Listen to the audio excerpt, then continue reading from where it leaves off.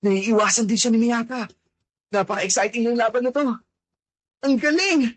Malamang pinapunta ako rito ni Sir Takamura para mapanood ko ang sparring match na to.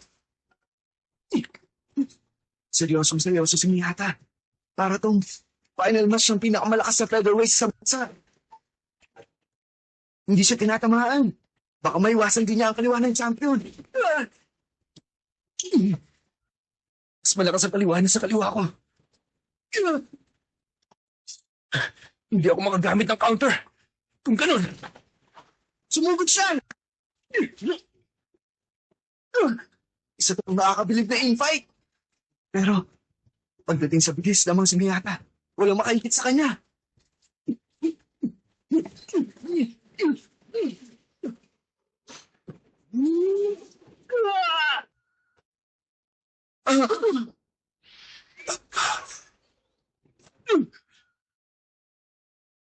Maraming salamat sa iyo, Oriental Champ.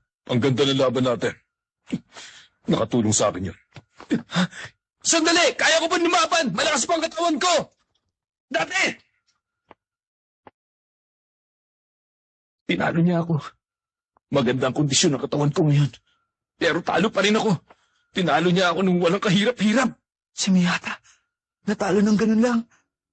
Hindi ako makapaniwala. Ang lakas niya, ibang-iba na si dati dun sa taong nakalaban ko noon. Sa lakas niya, pwedeng-pwede ninyang talunin ng world champion. Hindi eh.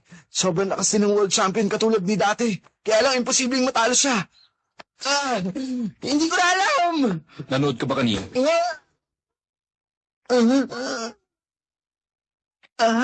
Ano? Nanood ka ba kanina?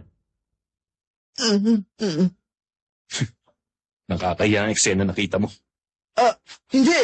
Ang ganda ng sparring nyo. Nag-enjoy ako sa panonood kanina. Anong maganda ron? Nung hindi natigil yung laban, malamang ilang beses ako napabagsak ni dati. Alam mo bang hanggang ngayon nahihilo pa rin ako? Ganun din ako. Muntik din ako mapabagsak ng world champion nung naglaban kami. Pareho tayo. Lalo ako nainis sa sinabi mong yun. Isipin mo, ang Oriental Champion at ang Japanese Champion, kahit halos pareho lang tayo ng level, nag-uumpisa pa lang tayo. Nararamdaman ko rin yun. Oo, ito.